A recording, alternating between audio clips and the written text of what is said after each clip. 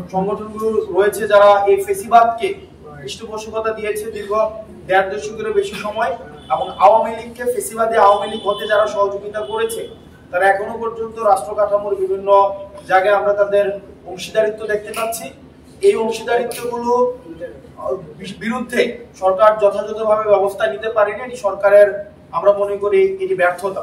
সরকারের এই জায়গায় শুরুতেই যারা আওয়ামী লীগকে ফেসিবাদী আওয়ামী লীগ হতে সহযোগিতা করেছে তাদের বিরুদ্ধে আগে ব্যবস্থা নেওয়া উচিত ছিল। তো শুধুমাত্র যে আজকের ঐক্যমত্য কমিশনের বিষয়টি এমন নয়, আমরা রাষ্ট্রের বিভিন্ন স্তরে আমরা দেখতে পাচ্ছি যে ফেসিবাদী যে এলিমেন্টসগুলোর কিন্তু সরব উপস্থিতি, সেটা মিডিয়াও কিন্তু এর ব্যতিক্রম নয়। আমরা মিডিয়া, ইন্টেলেকচুয়াল কমিউনিটিতে, সিভিল সোসাইটিতে, তারপর এখন আমরা ঐক্যমত্য কমিশনে বা রাষ্ট্র কাঠামোর বিভিন্ন স্তরে কিন্তু আমরা দেখতে পাচ্ছি যে ফেসিবাদী যে এলিমেন্টগুলো সেগুলো আবার রিঅ্যাক্টিভ হচ্ছে। সেগুলোর বিরুদ্ধে যথাযথভাবে ব্যবস্থা না নিতে পারার জন্য এই সরকার অবশ্যই এর দায় নিতে হবে।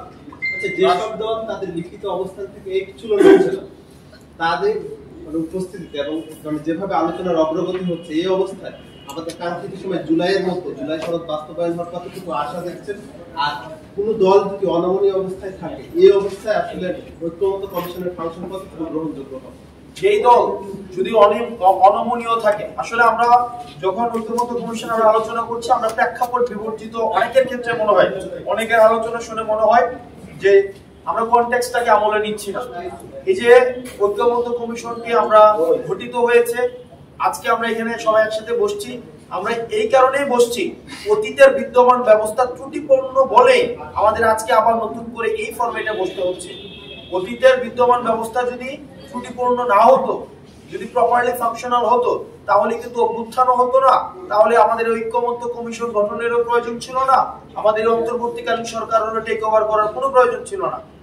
যেই দল যারা তাদের অবস্থান থেকে সরতে যাচ্ছে না, তারা মনে হয় যে প্রেক্ষাপট বিবর্জিত এবং বাস্তবতা বিবর্জিত, তারা আবার একই সাথে মনে করছে যে তারা যদি তাদের অবস্থানে অনড় থাকে, হয়তো ক্ষমতা পরবর্তীতে সম্ভাব্য, যদি পরবর্তীতে হয়তো অনেক দল রয়েছে যারা মনে করছে যে ভবিষ্যতে ক্ষমতায় যাবে, তাদের জন্য হয়তো ক্ষমতা কাঠামো তাদের নিজের মতো করে ম্যানিপুলেট করা সহজ হবে, জনগণ বিবর্জিত একটি ক্ষমতা কাঠামো।